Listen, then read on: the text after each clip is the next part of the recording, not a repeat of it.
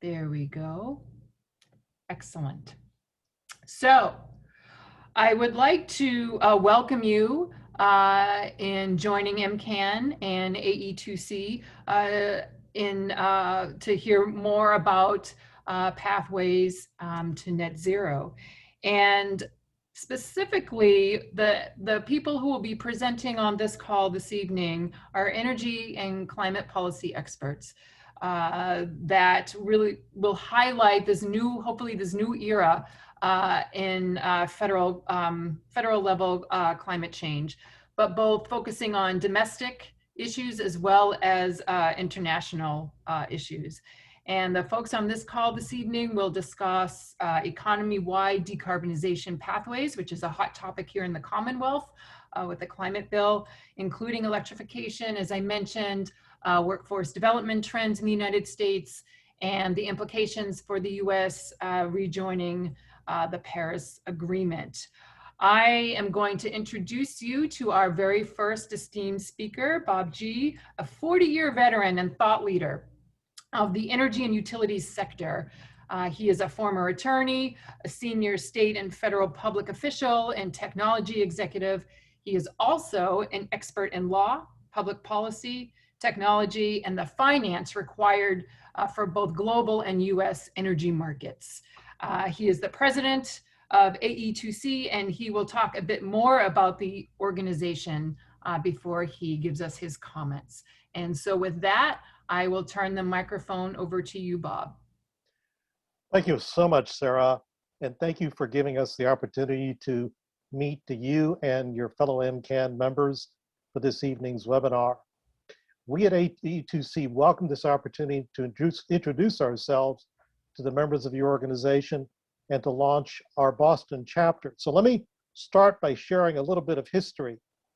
AE2C, Asian Americans in Energy, the Environment, and Commerce, is a 501c3 nonprofit. We were founded 10 years ago in Washington, D.C. to serve as a professional affinity organization for Asian Americans. We currently have 3 chapters, our founding chapter in Washington, and in Houston, and in Austin, Texas. But our members actually reside throughout the United States. We also have a scattering of members in Hong Kong, China, and Japan. We've done events in all 3 of our chapter cities, as well as in Los Angeles, California. We've also partnered with energy firms, universities, think tanks, and multilateral institutions. And finally, we've hosted events jointly at the World Bank, at the School of Advanced International Studies at Johns Hopkins, and at the US Department of Energy, featuring the Secretary of Energy. The vision of AE2C is to be the leading Asian American organization at the intersection of energy, environment, and commerce in the United States and abroad, bridging the values, business practices, and cultures of Asia and the United States. We do this by bringing perspectives that stimulate growth, diversity, and development for individuals and businesses, fostering education and networking opportunities for executives, professionals, and future leaders, and finally providing forums for information exchange and dialogue. Our membership is open and not confined to those of Asian ancestry. You just need to support our vision and mission. Indeed, some of our own founding members were not of Asian heritage. We invite you to visit our website at ae2c.org, whose link I've already included in the Zoom chat box. I think it was the very first post in the chat box, and you'll see it right there to get more information. I'm also going to ask you to contact your fellow MCAN board member, Pooja Bodra, who Sarah referenced, who has graciously volunteered to lead the formation of AE2C's Boston chapter. And please consider joining AE2C. We have a great lineup of virtual programs this year and are hoping that many will be centered on professionals like you in the Boston and Massachusetts area. Now today, as Sarah mentioned, AE2C has been invited to address the topic net zero pathways and opportunities under the Biden-Harris administration, prospects for community climate action. I am pleased this evening to be joined by 2 AE2C board members. Links to their bios can be found on our slides, and I believe they will also be providing them in the Zoom chat box. First, Jeanette Pablo is a founding member of AE2C and our vice president. She currently serves as the general counsel and senior advisor to the Energy Futures Initiative, a nonprofit founded and led by former Secretary of Energy, Dr. Ernest Moniz, a native colleague to those of you in Massachusetts, obviously, who you probably know of. Jeanette served as a senior official at the U.S. Department of Energy during the Obama administration. Jeanette will be followed by Anand Subbiah, AE2C's program chair. Anand is a global expert on energy, climate, and finance, having done work for companies and multilateral institutions in a vast array of countries for over 30 years. And indeed, if you look at Anand's bio, you see the list of countries that he's worked in, and it's longer than the number of states that most of us have visited here in our own country. So now we turn to our own program tonight. As a caveat, my remarks are my own and are not necessarily those of AE2C or any entity I happen to represent in my private capacity. With the inauguration of Joe Biden as president on January 20th, the Biden administration took a decidedly different turn on climate policy from the Trump administration. Indeed, it can be accurately characterized as a 180-degree reversal. Specifically, on his first day in office, through executive orders, the president took the following actions. First, he directed the United States to rejoin the Paris Agreement. Second, he directed the federal agencies to review major environmental rules promulgated during the Trump administration. And third, he canceled the presidential permit for the Keystone XL pipeline. This was followed a week later by the issuance of a series of additional executive orders that signaled a whole of government approach to addressing climate change. So in the interest of time, I'm only going to provide you with the head notes. First, on the international front, in addition to rejoining Paris, the Biden administration directed federal agencies to integrate climate considerations into their international work, including consideration of climate impacts of broad agency strategies, specifically those pertaining to national intelligence, defense, and homeland security. The order also directed the United States to work through other multilateral forums, such as the G7 and G20, to advance climate change objectives, while also issuing a climate finance plan and leveraging multilateral and bilateral channels. And I know we're going to be hearing a little bit about that later this evening. Second, on the domestic front, the executive order created a new White House Office of Domestic Climate Policy, headed by a national climate advisor, Gina McCarthy, who is no stranger to your precincts in Massachusetts, obviously. Ms. McCarthy will lead the development and implementation of a whole of government domestic approach to addressing climate change. A significant aspect of domestic policy will be to use the federal procurement process to accelerate the clean energy transition, particularly for transportation. Specifically, the Council on Environmental Quality, the General Services Administration, and the Office of Management and Budget, advised by McCarthy, will be required to submit within 90 days a comprehensive plan on federal procurement of clean electricity and zero emissions vehicles. The comprehensive plan is aimed at helping to support President Biden's goal of decarbonizing the electricity sector no later than 2035 and retaining union jobs. Now, 2 days after that announcement on electric vehicles, you may know that General Motors announced that by 2035, it would manufacture only electric vehicles, giving the White House announcement significant reinforcement. Third, an executive order directed the Secretary of Interior to pause new oil and gas leasing on public lands pending the completion of a comprehensive review. The Interior Department must assess climate change impacts associated with oil and gas activities on public lands or in offshore waters and consider whether to adjust royalties with production on public lands to account for corresponding climate costs. Finally, but no less significant, President Biden issued an executive order addressing worker training and community revitalization, as well as environmental justice. Recognizing the impact of worker displacement and need for retraining, the order establishes an interagency working group on coal and power plant communities and economic revitalization to coordinate the identification and delivery of federal money to revitalize the economies of coal, oil and gas, and power plant communities. On environmental justice, an executive order also establishes a White House Environmental Justice Interagency Council and the White House Environmental Justice Advisory Council within the EPA itself. These groups were directed to complete within 120 days recommendations on how at least 40% of clean energy, efficiency, and sustainability investments can be made in disadvantaged communities. And with that brief table setting, I now yield the floor to my esteemed colleague from AE2C, Jeanette Pablo, who will take us on a much deeper dive on climate policy.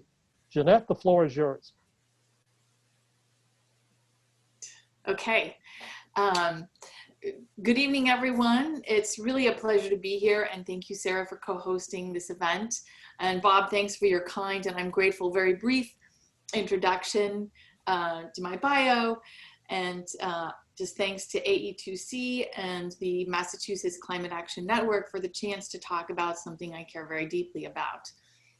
So, next slide, please. Okay, so I'm not going to read you all these things, but just by way of background, Bob already mentioned the Energy Futures Initiative founded by former Secretary of Energy Ernest Moniz in 2017. We have already issued 18 plus papers. We spend most of our time doing research analysis at the policy and technology level, and our mission is deep decarbonization, both domestically and globally. Next slide, please. Okay, so Bob has already gone through a lot of the major climate events under the Biden administration, but you know, I just wanted to point out that we sort of saw a little hope on the horizon this past summer when presidential candidate Joe Biden called for 100% net zero emissions for the electricity sector by 2035 and economy-wide carbon net zero by 2050. And then, of course, within hours, as Bob mentioned, within hours of becoming president, he submitted documents to rejoin the Paris Agreement. And that's also when Special Presidential Envoy on Climate Change, John Kerry, became the highest ranking US official with a portfolio exclusively dedicated to climate change. And then in a few days, a few happy days, we will be back in the Paris Agreement where we belong.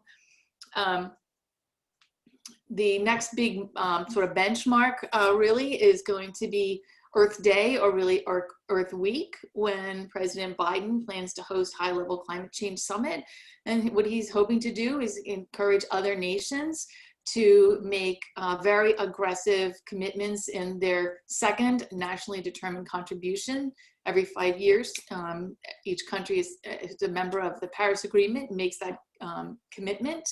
And in fact, the US, a lot of them made them last year, which was kind of the 5-year timeline, but we will be making ours this spring, very possibly on Earth Day, and I think personally more likely before Earth Day. And there's a certain amount of excited expectation that the US NDC will be in the range of 50% greenhouse gas reductions by 2030, which is very ambitious. It's, I would say, 9 years away, right? So, and then of course we have Glasgow, COP26, when we are very hopeful that a number of key provisions that have still not been reconciled will be agreed upon and we can move forward. Next slide, please. That's not to say that the last 4 years have been a climate wasteland, actually. Despite the situation with the federal government, the previous administration, subnational entities deserve an enormous amount of credit for progress at the technology, policy, and actually greenhouse gas emission level. When you look at this map, you can see some gray areas. Those are areas where there are no counties or states that have made a commitment to 100% clean policies. This is as of April 2020. What I really mean to say is most states and counties have made some type of meaningful commitment. And For example, the subnational pledges, if achieved, to Paris would equal 80% of our first commitment to Paris. And in the absence of any meaningful federal action, that is a really striking number. And another way to look at it is the states committed to the Paris Agreement represent 55% or more of the US population and 40% of the country's greenhouse gas pollution. And in terms of the economy, they would be the third largest economy in the world after the US and China. So next slide. Oh, and I just would say pathways are very important. Like you can make a goal, you create a goal, but how are you going to get there? That's what really matters. And I think that's why activity by organizations such as MCAN, who understand that progress is made at the local level, because that's where the implementation happens, is so critical. So Massachusetts is undergoing a pathway study, as well as New York City and these other states. Next slide, please. So the challenge of climate change is that activity is really implemented at the local level, but you can do everything possible at your local level, but if the rest of the world isn't also doing it, your local area is going to be impacted by climate change results. So if you look at the 2050 sea level rise, that's the mostly gray area of Boston, you see some pale blue sections, and while those, that is where they would anticipate flooding. Now these are scenarios, so scenarios are based on a lot of assumptions, but I think this is a useful illustration. You can see there's some blue areas that will be flooded, but not the majority of the Boston area. However, when you combine the 2050 sea level rise and the impacts of a major storm, you do see it as catastrophic. And to give you an idea of the probability or possibility of this, every 6 years, Boston is touched or impacted by a hurricane. So this is a serious risk. Next slide, please.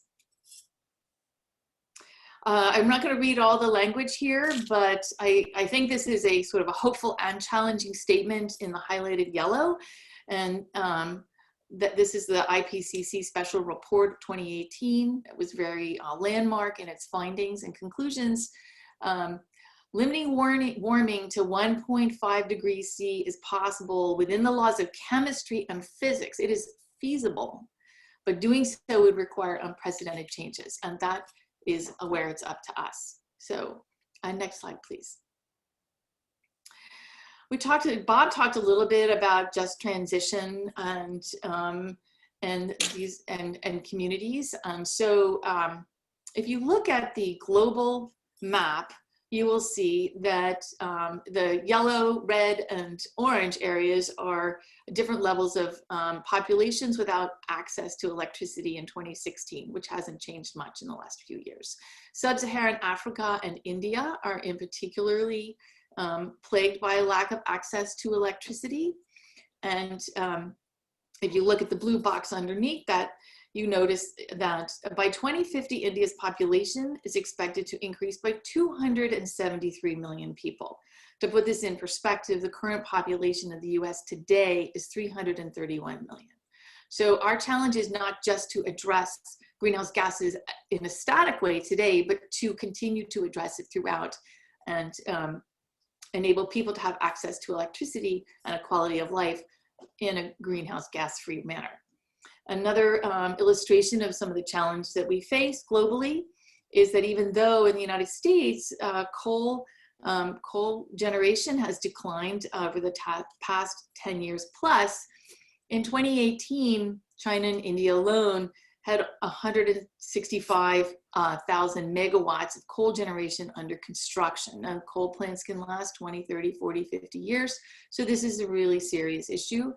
And in comparison, the total coal megawatts in the US is 235. So it's not exactly a replication, but it is a very serious number. Next slide, please.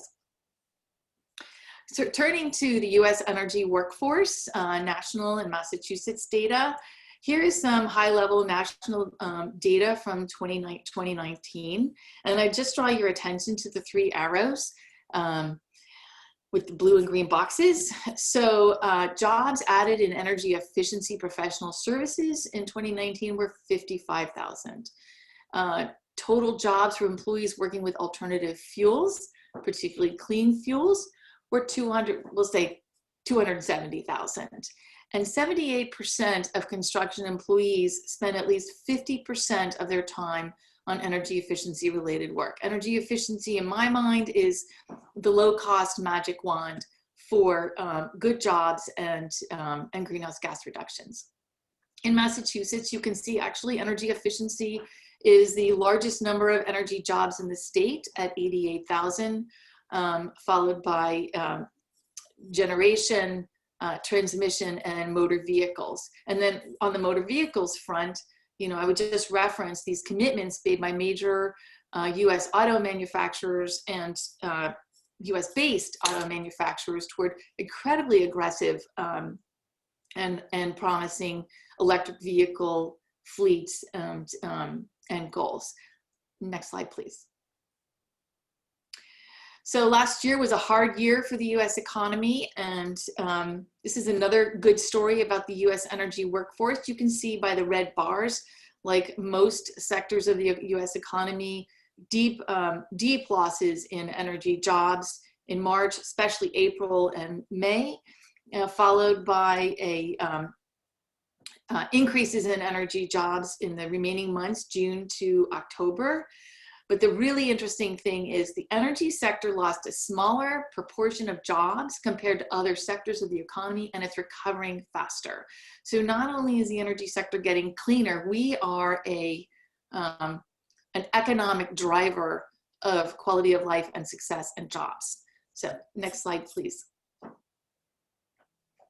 So employment, the 5-year trends, this is 2015 to 2019. Employment in the energy sector has grown basically double the economy's average growth rate, 12.4% compared to 6%. Again, I made the point already about the energy sector being a driver of outperforming for the US economy.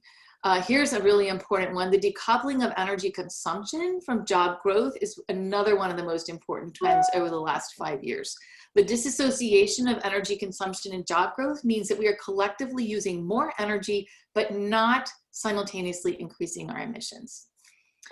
Deployment of new technologies, which are often cleaner, in all five sectors of the energy sector, subsectors, I should say, has driven net job growth. So new technologies are producing more jobs than the losses of energy jobs in older technologies, such as coal plants, for example.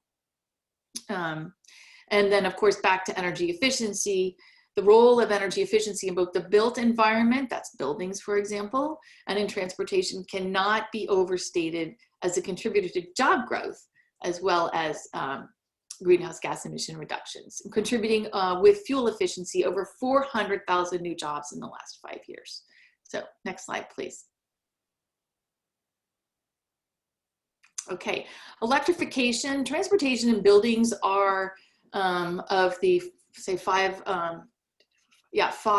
sectors producing greenhouse gases are not uniquely, but particularly favorable for electrification as a way to reduce greenhouse gases. So you see now, like transportation, it used to be the electricity system was actually the biggest greenhouse gas emitter. It's gone way down, but transportation is now the highest emitter, followed by electricity and then industry, buildings, and agriculture. If you look at the top smaller box, the big green pie slice is the one you want to get at Thanksgiving. It's the big one. And as light duty vehicles, about 60% of transportation sector greenhouse gas emissions are light duty vehicles. And those are primarily what a lot of these auto manufacturers are talking about, although the Ford 150 is in the mix.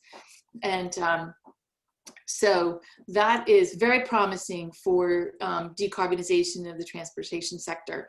The medium green, next largest slice is medium and heavy duty trucks. Some of those are electrification will be helpful, but in a lot of the super heavy vehicles, you're probably going to need alternative fuels, of which there are pathways. Electricity is one great pathway. Electrification is one great pathway, but there are others. and that followed by aircraft, rail, ships and boats, and of course the infamous other category, where it's a little more challenging, but there are other pathways for those specific for aircraft, ships and boats, but then the facilities surrounding those ports, airports, a lot of that can be electrified, and there's a lot of headway being made in that area. Buildings, I separated commercial and residential, but they're not, although they're different in terms of how you electrify them, they're not that different in terms of percentages. So the darker blue area is space heating, cooling, ventilation, and that's 30% and almost 40% in the residential. So that is, electrification is a good pathway for that. However, obviously there's a big difference between new construction and existing construction, where you have to retrofit things. It's more expensive, it's a little bit challenging, but I think we will see a number of ways to achieve that, and that's a good sector for electrification. Similar to cooking, the kind of the TOPY one, which is cooking, appliances, electronics, and lighting, 32% in the commercial sector and 24. You know, there's a lot of opportunities in the appliance sector, both for energy efficiency and electrification. So another great story. And then I think my last slide is next. Okay, so we did a study on California and how California could meet its 40%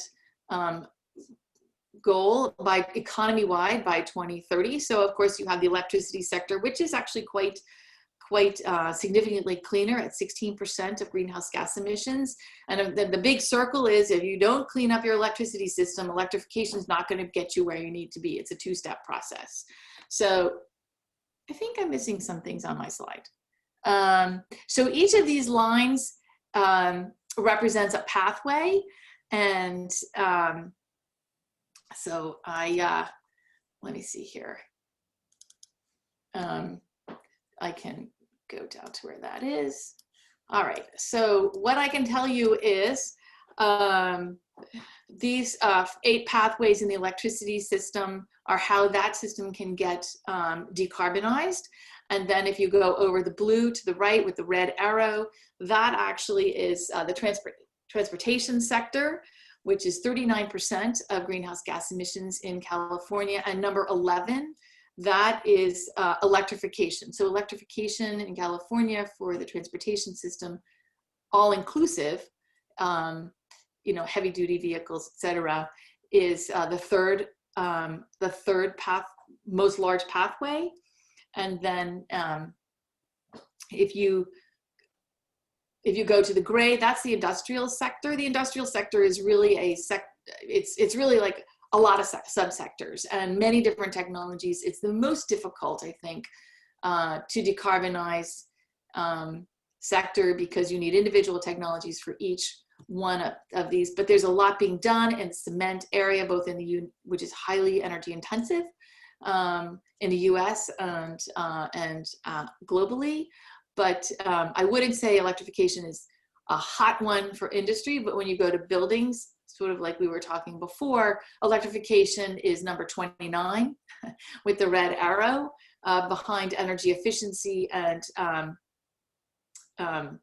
CHP.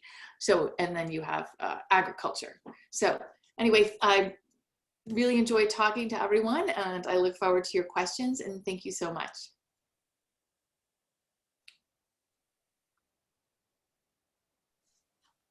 And Jeanette, would you love to introduce our next speaker for us? I thought Bob was going to introduce the next speaker. Sorry. Or he did actually. Oh, I know. I'm supposed to hand the mic. Sorry.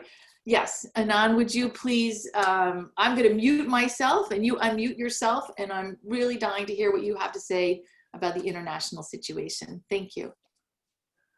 Well, thanks very much, Jeanette. Thanks for the introduction.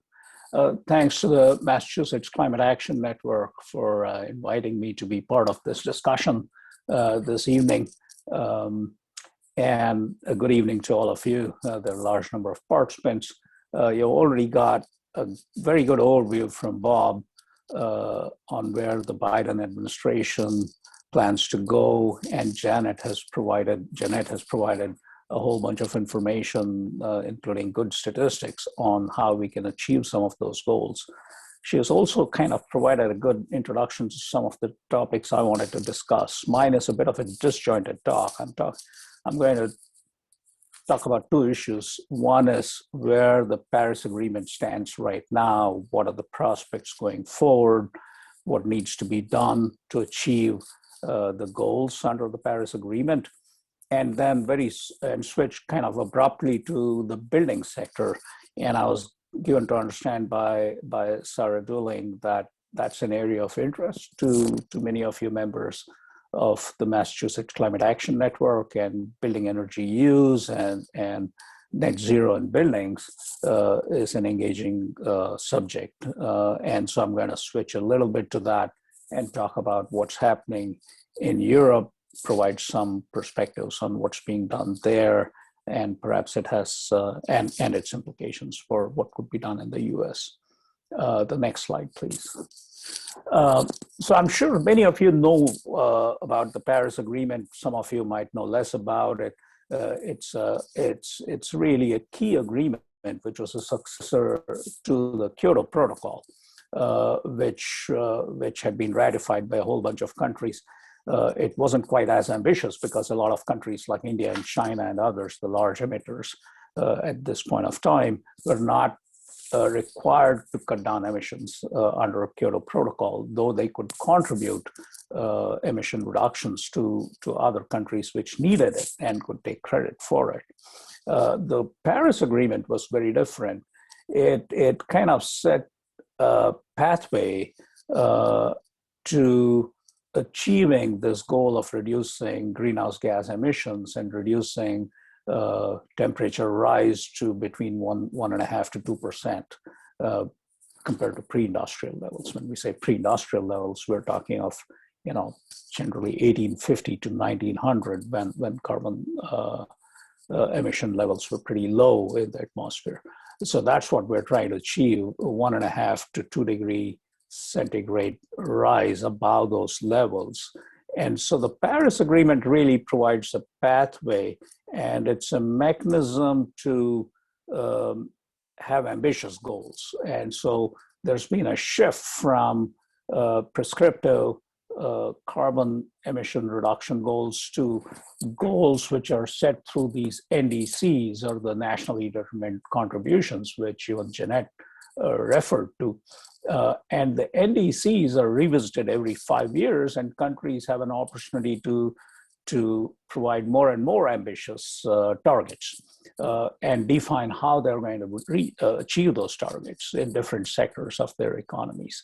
And so many countries have done that. As Jeanette mentioned, when the agreement was signed in 2015, a lot of countries did submit their NDCs. Some were not so ambitious, but as of 2020, a whole bunch of countries have updated it, and countries are continuing to update it. So essentially, this agreement provides that framework to reduce global climate temperature rise and limit it to about 1.5 to 2 degrees. And another important element of the agreement is to find mechanisms to cost effectively adapt to climate change, because one recognizes that mitigation is not the only answer.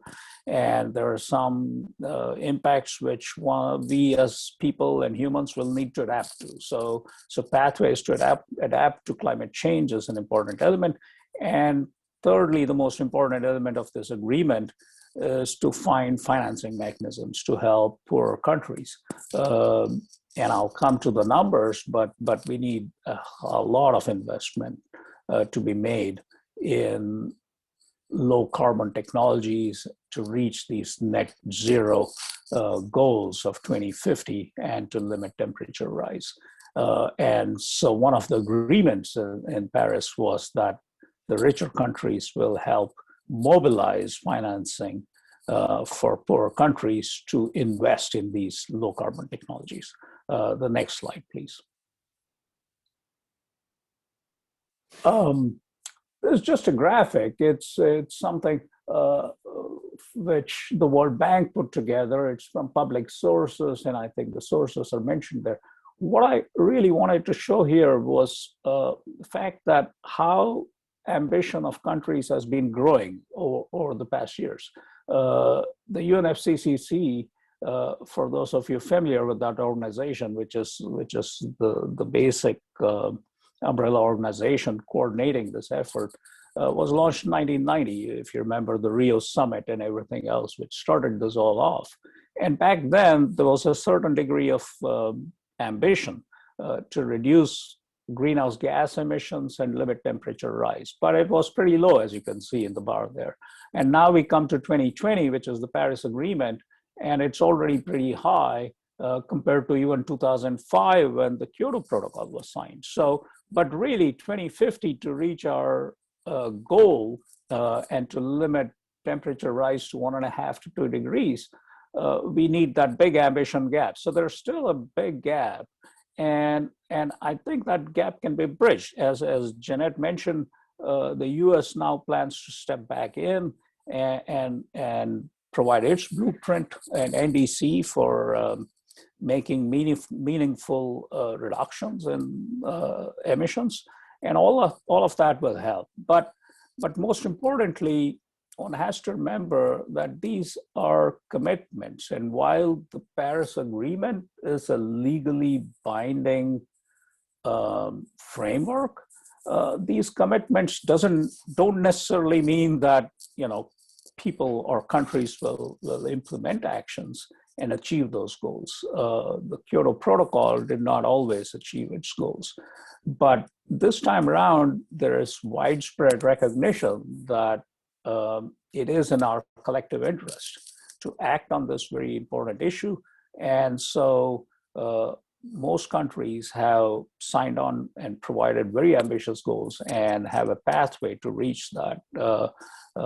Notably, when China came into the fold recently and in its latest NDC, agreed to limit or reach net zero by 2050, it was very significant because it's one of the largest emitters in present day world. One will recognize that was an issue in Kyoto because the argument then was that the richer countries which previously emitted should be the ones responsible for reducing greenhouse gas emissions. But now under Paris, we recognize that it's a collective effort which is required and not just by those who emitted in the past. And so China and India, who are big emitters in today's world, need to also be very ambitious. The next slide, please.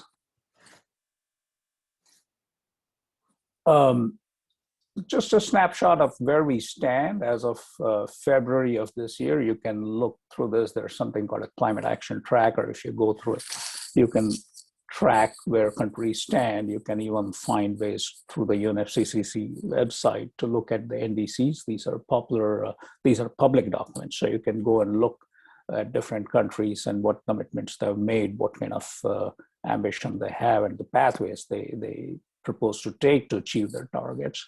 So as of now, a whole bunch of countries have updated, but not everyone has updated their target as of December when they were supposed to do it, but it's expected that they will do so. And again, as Jeanette mentioned, the US is expected to do so this spring, and that will make a meaningful change to this. You'll notice in the little box on the side that a few countries have enshrined their ambition in laws and policies. Now that's very meaningful because it's not just a document, an ambitious plan, but it's enshrined in their law and in their policy, which gives it more teeth. And there is an expectation that if it's in a law or in a policy approved by their legislative bodies, then these countries are committed to achieving it. And that's the case in a lot of the European Union nations where there's a commitment to achieve their targets to reach net zero by 2050. Another very significant issue I wanted to point out on the slide is how now private actors, that is non-state actors, firms, companies, cities, regions, have signed on and committed to reduce carbon dioxide emissions and GHG emissions in general in support of this goal of reducing climate change or reducing temperature rise. As you can see in that box, over 1,500 companies with a revenue base of over $11 trillion have made commitments. Now, that's very significant. These are some of the largest corporations in the US and abroad which have made commitments. And they are making commitments not just out of the goodness of their heart, but because they recognize that shareholders and investors are demanding this. So there's a climate risk, an element of risk for these firms if they don't act on limiting their carbon emissions. And that's a very meaningful shift which has occurred in the last couple of years. And more companies are signing on to this and pledging it because shareholders are increasingly demanding that companies act on this. But achieving goals will still require a mix of instruments to come into place. You need a mix of policies, you need the right kind of carbon pricing and carbon, efficient carbon markets to work. So all of that is going to take some time, but you need all of these efforts if we have to reach these goals. The next slide, please. Jeanette mentioned Glasgow and the COP26. There's high expectation. This was delayed from last year when it was supposed to happen because of COVID. It's now planned for November of this year. I don't know if it's still going to be virtual or if it's going to be in person. But there are a few very important things to be tackled and agreed to at COP26. Among them, I'll focus only on two things. One is this finalizing of the rules of the Paris Agreement. Right now, there's no agreement on timeframes, common timeframes for these NDCs, so as to say. And that's very critical, as one can imagine. He wasn't upstairs. I just called him. I went up there, he wasn't up there. As one can imagine. So you need to establish this common time frame, and it's not very easy to reach agreement when you have 196 odd countries in these agreements trying to agree on one issue. The same goes for rules for carbon markets. The so-called Article 6 of the Paris Agreement has three elements, and it has to do with how markets will operate and how the credits will be credited and what kind of data will be used. That's again a very contentious issue, and countries couldn't reach agreement on this in 2015 in Paris, and they haven't been able to reach agreement on this in subsequent COPs, including the last big one in Poland. They couldn't reach that. So there's high expectation that in Glasgow, there will be agreement on these rules for enabling the carbon markets to efficiently help reach our ambitious goals. The other very critical element is that financing element, which I mentioned earlier. This number is kind of wrong. The 100 billion to be that was what was agreed in the Paris Agreement, that at least $100 billion will be mobilized annually by rich countries to help poorer countries make investments in low carbon technologies, renewable energy and energy efficiency. That hasn't happened. And for good reason. And COVID hasn't helped either, because now economies are hurting, even rich economies are hurting. So there's no one is very anxious to throw money away on this issue. But that's a very critical issue. And just to give you a sense, globally, I think energy investments are about $2 trillion annually. And this is investment in new supply, it's investment to replace assets which have to be replaced. It's investments in energy efficiency, renewable energy, low carbon, everything. I mean, oil and gas, it's about $2 trillion. So estimates say that between now, 2021 and 2030, we'll have to up that, the additional investment will have to be anywhere from $300 to $500 billion annually, specifically in low carbon technologies, renewable energy, energy efficiency, and all of these. And also, meanwhile, shift some of the investment from fossil fuel technologies to these renewable energy technologies or low carbon technologies. And then starting 2030 to 2050, the additional investment will need to be even more to reach that very ambitious target. It could be even $1 trillion more annually. So the scale of investment required is enormous. And so reaching agreements on these mechanisms is going to be very, very critical to achieving these goals. And so there is ambition, but we need the mechanisms to fall in place. We need to reach agreement on that, and we need a whole bunch of money. And not all of that money is additional, as I said. Some of it is going to be a shift from existing fossil fuel technologies to more efficient and low carbon technologies. The next slide, please. This is where I'm making that abrupt shift to buildings, having talked a little bit about the carbon Paris Agreement. We'll talk a little bit about buildings and net zero in buildings, because that's what I gather is of interest to the audience here. And I'm sure all of you know this, but just as a point, I wanted to differentiate between net zero, carbon neutrality. There are many terms which are used interchangeably sometimes, but essentially, when we're talking of net zero, what we're trying to say is that over a period of time, the amount of carbon dioxide emissions or GHG emissions produced is equal to that which is removed from the atmosphere. So you're netting it to zero, whereas carbon neutrality is more generally used in the sense that it is neutral. So you could have a credit for it. So for example, if you take a plane ride today in the US, you can check off a box and say that I want to spend, whatever, $20 more to offset the carbon emissions I'm responsible for my flight. And so that's crediting, taking credit. It doesn't mean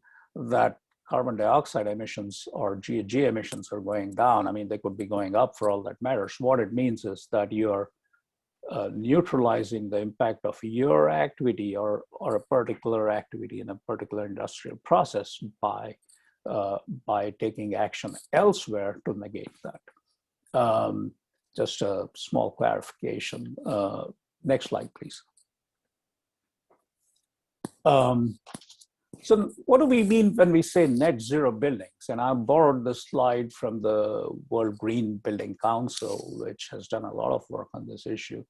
And their goal is that by 2030, very ambitious goal, that all new buildings must operate at net zero carbon emissions. And by 2050, all buildings, 100% of buildings must be at net zero. Now, that doesn't necessarily mean that the building is entirely self-sufficient. Everyone recognizes that not every building can be self-sufficient. What it means is that, one, you install the most efficient technology and appliances in these buildings. You improve the construction materials so that the thermal load is balanced, and you need less energy to operate the building. It also means that you try and utilize renewable energy either on site or you purchase low carbon energy from the grid to meet this goal. And that, in a sense, is what buildings, when people say net zero buildings, that's what they're trying to achieve.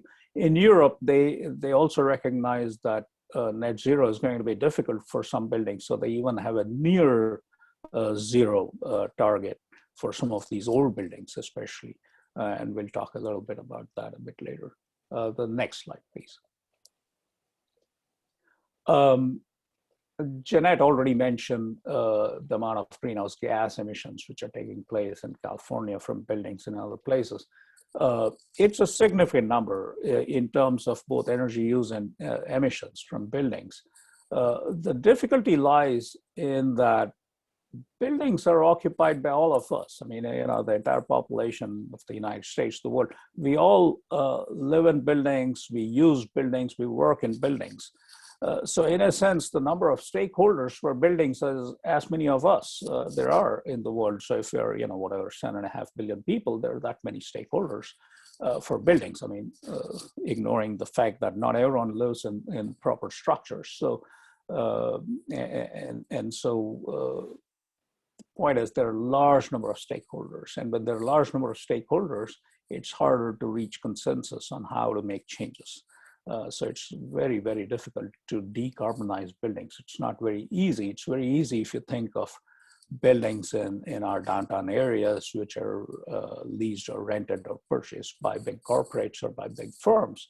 But when we're talking of our individual homes, of apartment buildings, and if you're thinking beyond the US, of countries in Asia and Africa and Latin America, it's not always going to be easy to decarbonize all these buildings because, again, it comes at a cost and someone has to make an investment, and all of that is not easy. So you need a mix of policies. Again, you need regulations, you need the right kind of policies, you need incentives, you need financial mechanisms, and you need financial instruments. And all of this has to come together to help decarbonize buildings. So it's not an easy sector to decarbonize. The next slide, please. This, again, a slide I borrowed from the European Climate Foundation. I've done a lot of work in Europe, especially in Eastern Europe, on buildings and energy efficiency and on financing them especially. And so I borrowed this from that. This actually focuses on residential buildings, but it applies to buildings in general. And all I wanted to point out was that there are opportunities to reduce energy use and help decarbonize buildings in all aspects of energy use. So there are improvements in the building envelope. There are improvements in the heating system. Now, because this was Europe, it says heating system, and much of Asia and the Middle East, it's cooling loads, which are equally significant. And so switching from fossil fuel-based heating or cooling to renewable-based technologies for heating or cooling is going to make a huge impact on reducing energy use and helping to decarbonize buildings. The building envelope is whether it's fenestration, whether it's the kind of windows you're using, whether it's kind of insulation you're putting on these buildings, is again an area where a lot can be done. Then, of course, there's appliance efficiency. So there are appliance efficiency labeling in the US and in Europe, but it doesn't exist in a lot of other countries in Asia and in Africa. And so there's, again, an opportunity through standards and codes to improve the efficiency of appliances. Then there's the opportunity of procuring renewable electricity or to generate renewable electricity on site at the buildings, whether it's through solar panels or through geothermal energy or through fuel cells or what have you. And then, of course, most importantly is the kind of materials used. So when we're talking of net zero, we're even talking about the carbon emissions embedded in those materials. So you could also make attempts with new technologies to reduce the amount of emissions which go into producing the materials which are used to make buildings. Now, all of this, again, as the graphic shows, requires supporting policies, it needs the right kind of regulations, and then it needs pricing instruments and financing instruments to make it all happen. This also still ignores a big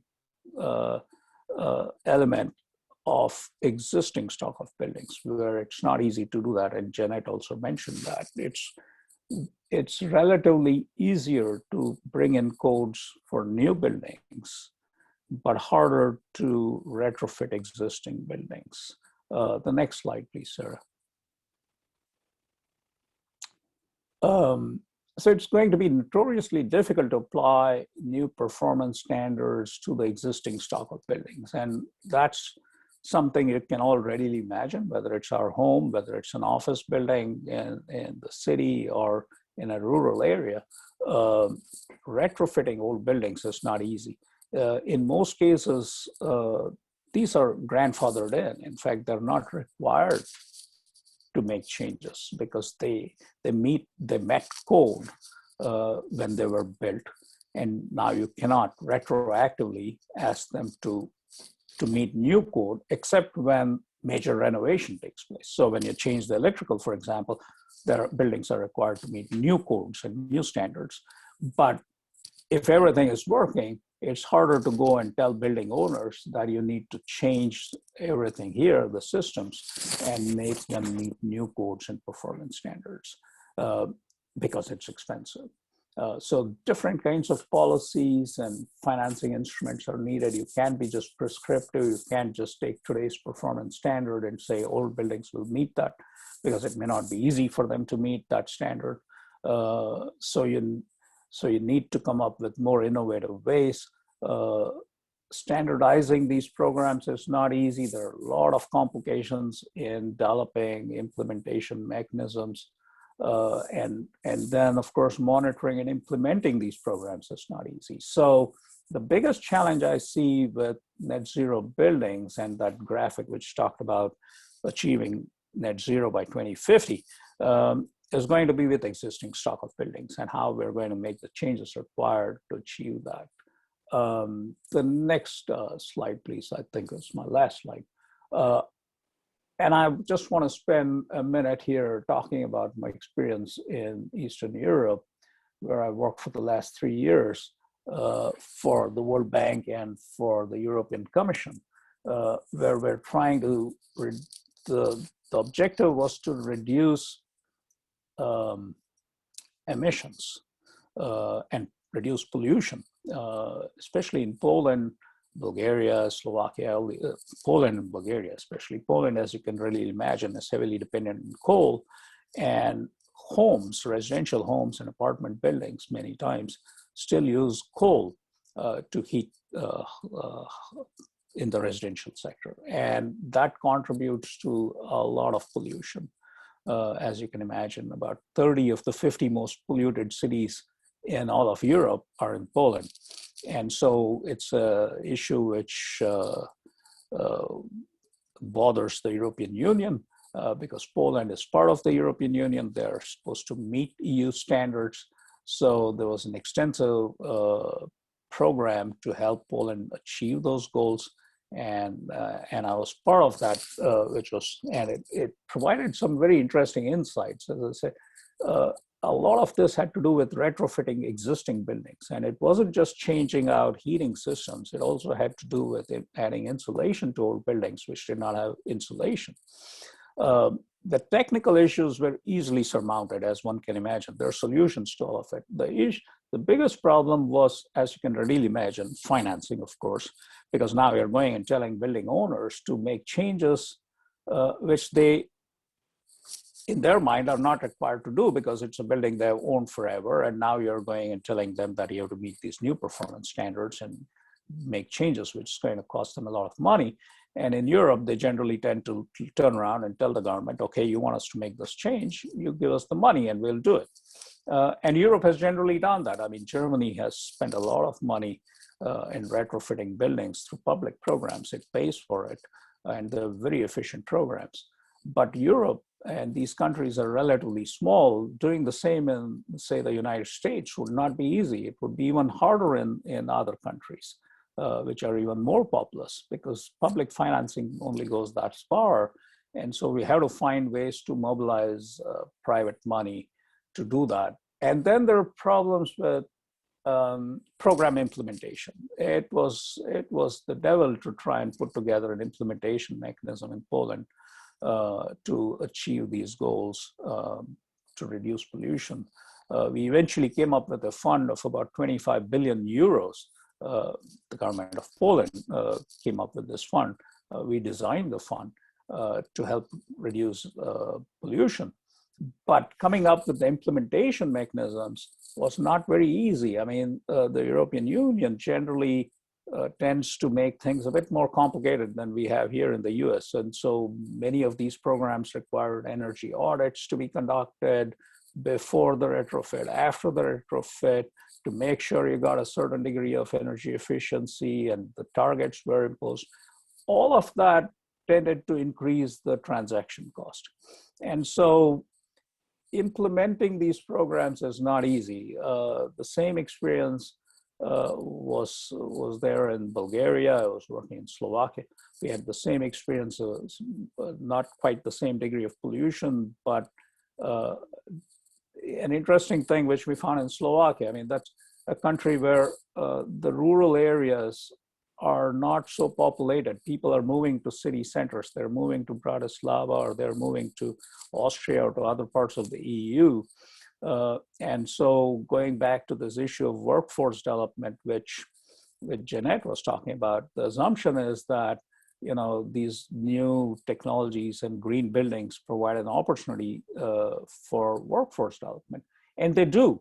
But that's generally in city centers. If you have a rural area or a small county, whether it's the United States or, you know, in the eastern parts of Slovakia, you just don't have enough number of trained energy auditors. You don't have engineering companies with the skill to improve these buildings, or you don't have enough of them to rehabilitate or retrofit all the buildings in a given time frame.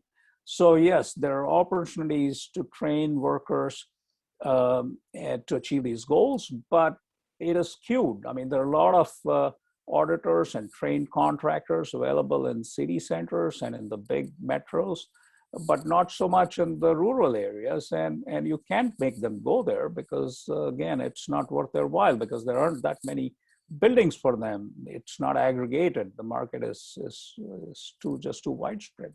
So there are a lot of challenges in implementation. And so it will be quite challenging to achieve that goal of decarbonization of buildings by 2050.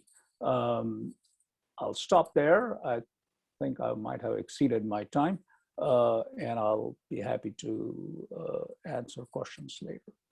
Thank you so Over much. to you, Sarah. Okay, thank you so much. That was fascinating.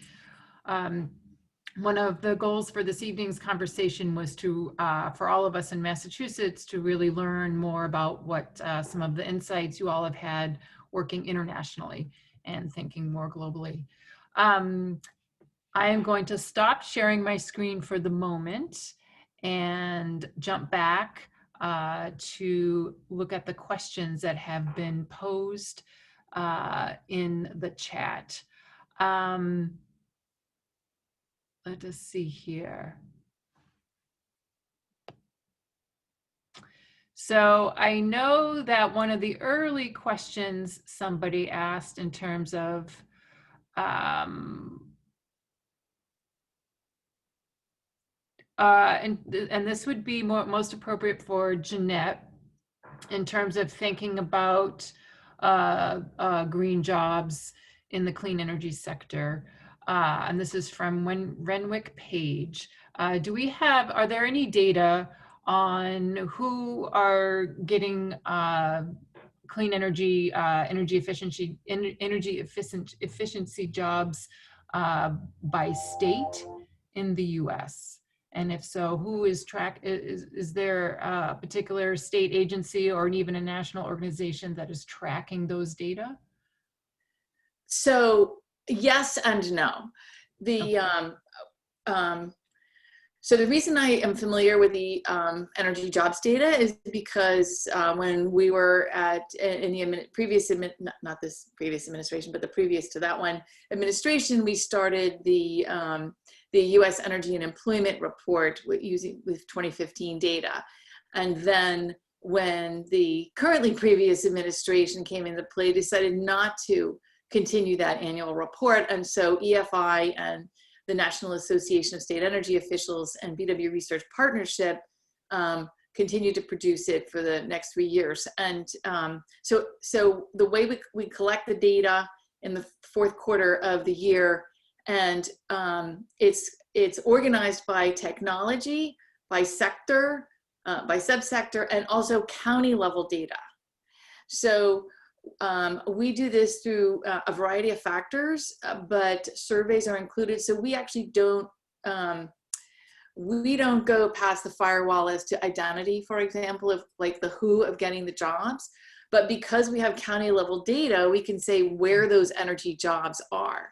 So you could see, you could compare some different counties in your state, and why is this county having more growth in energy efficiency jobs than that county? And that might help lead to you to understanding a little bit better some of the problems that Anand was talking about with energy auditors in rural versus urban areas, and how you could incent a more equal spread, for example, so that wherever your county is, you have similar opportunities for, clean energy.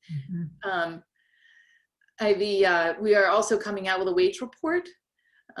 Sometime in the next few months. We've been collecting wage data. We try to add a little bit every couple of years, wage data for the past 2 years. And one of the clean energy transition kind of issues is if you have people losing jobs with technologies that are now on the decline, you have people getting jobs with some of these new clean energy jobs, but is that the same people or not?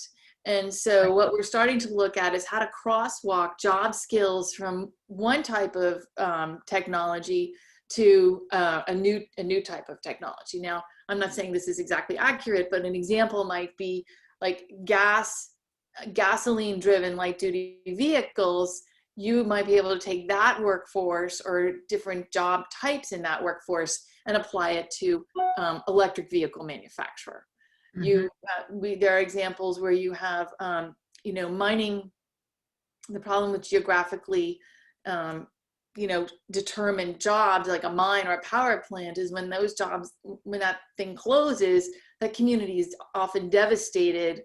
80% of the education budget often goes away from those tax revenues, real estate. So we look at that, and so I know Pennsylvania, for example, has been able to take a mining job, people with miners with those job skills, and actually hopefully redeploy them to mine reclamation work.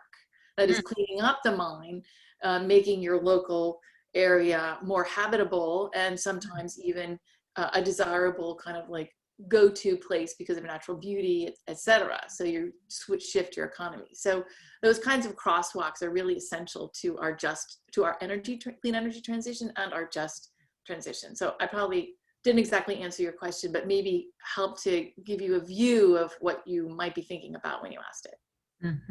Excellent. Renwick gives you the thumbs up. And just so people on the call know, MCAN as an advocacy organization has been involved in submitting proposals to the entity that sets the budget for Mass Save, which allocates, and through that process receives recommendations. And we have proposed increasing funds allocated to workforce development in the Commonwealth for just this purpose, to really ensure that we start, doing this crossover that you mentioned. And that's just the first step, creating a pipeline of people to be trained, especially to do these retrofits that Anand kept talking about, and that are pretty difficult. And with that, I'm going to ask one more question from David O'Leary. And this is a really interesting question.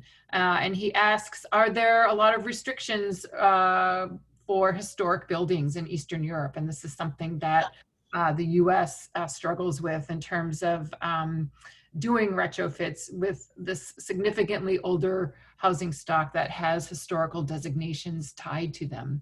And Anand, did you encounter any of those difficulties in your time in Poland or Bulgaria?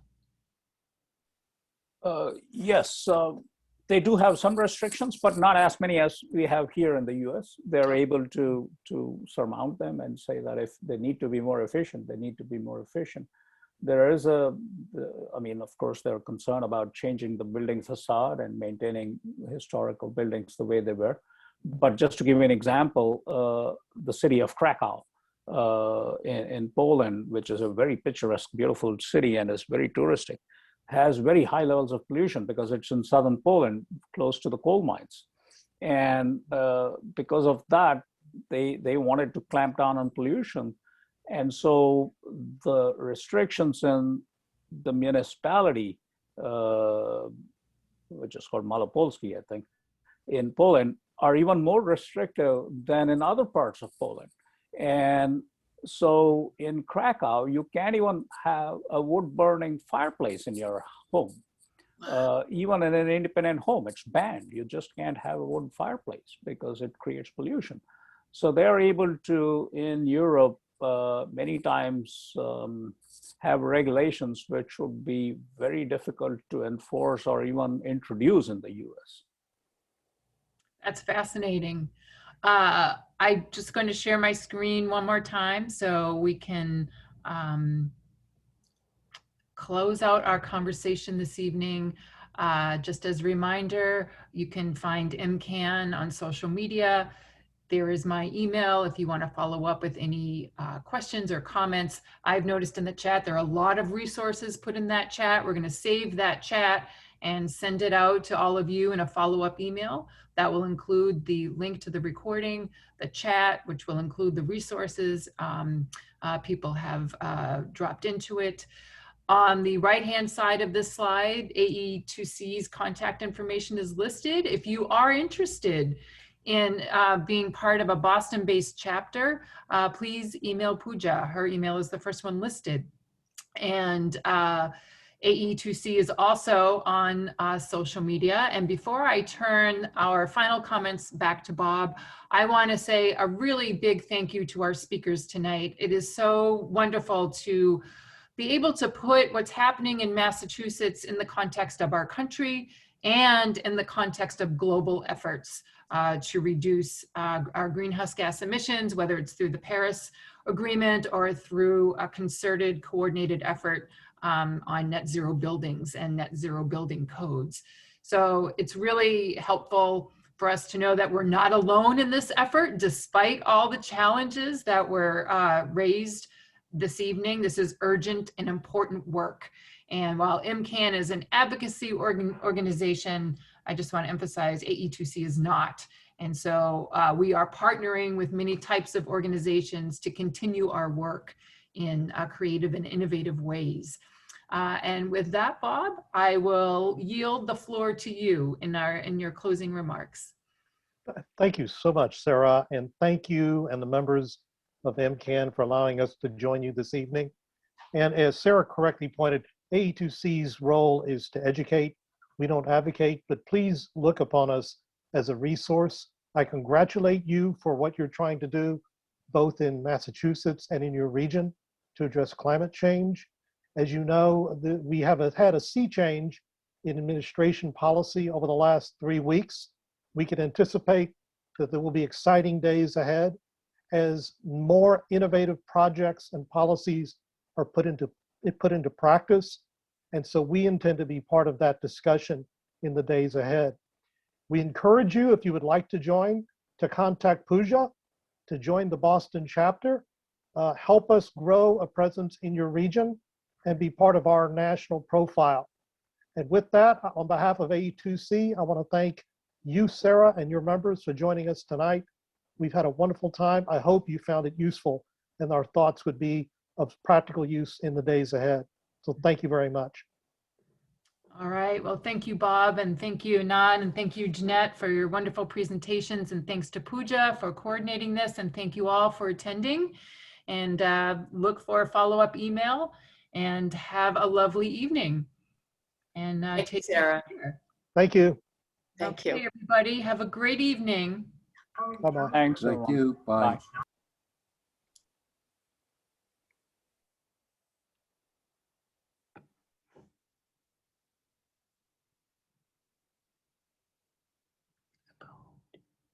Interesting. Dr. Ted. I did.